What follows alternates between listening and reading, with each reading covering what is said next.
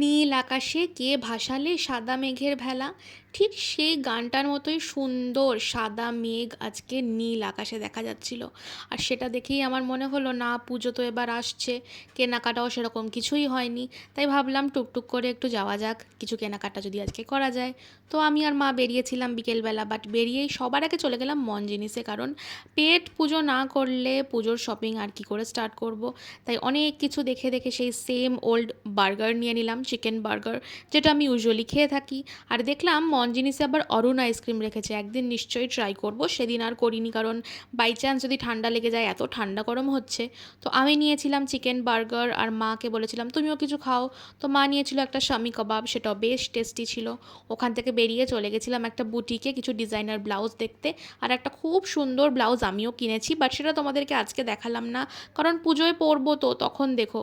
আর এই ছিল আজকে আমার দিন।